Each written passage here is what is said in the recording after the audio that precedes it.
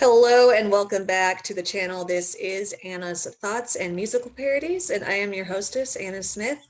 So today I am going to talk about a specific part of the presidential debate that particularly stuck out to me regarding children being separated from the adults who brought them in to the border, across the border. But first of all, before I get into that, I just want to let everybody know, if you're not already aware or if you've forgotten or anything, I am being censored as far as I can tell by YouTube. I made a video a little while ago saying that my watch hours were taken down from 380 to 325 overnight. It just doesn't make a whole lot of sense. And watch hours are required in order to become monetized. A certain number are required. So basically, I feel like I'm being deliberately blocked from becoming monetized. So that being said, if you appreciate what I do here and you want to support me in my goal of getting out of California, which has been a goal for a little while now, you can help support me through Patreon, through product lines, and through PayPal donations. All of those links will be in the description. And thank you so much to anyone who feels so inclined. All right, so the topic that I wanted to talk about is the fact that Joe Biden was very passionately talking about how upset he supposedly was about the 500 and something children whose parents cannot be located, who had been being held at the border until, I guess, recently Trump changed his policy so that it's not as strict. I actually need to look into that. But the point that I want to make is that it is completely outrageous for Biden to so passionately say that all of these children were brought in by parents. Hopefully, some of them were legitimately brought in by their parents. It would be better than the alternative, which is by coyotes and just various criminals who bring the children in order to try to get into the country because they feel like it'll be easier for them to get in if they're like, oh, we're a family, we're just desperate, blah, blah, blah. I know I've been hearing for the last few years that is something that regularly happens. And obviously that's a huge downside for the children. They, I'm sure, are not enjoying that situation one bit. And I bet that they are incredibly grateful for ICE. I bet they're incredibly grateful to have pretty decent living conditions compared to what they would have been having going across the desert with dangerous criminals. I am a victim of domestic abuse myself.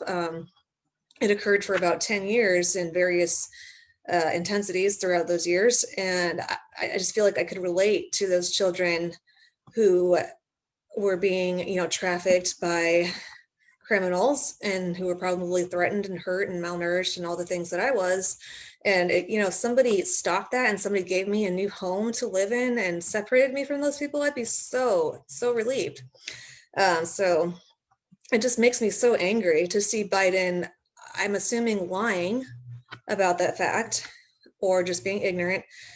Either way, it's a problem that he's not aware of what's happening to these children, and that ICE is a huge blessing for the children, and possibly for the parents of the children who are being trafficked, possibly at times that it's against their will.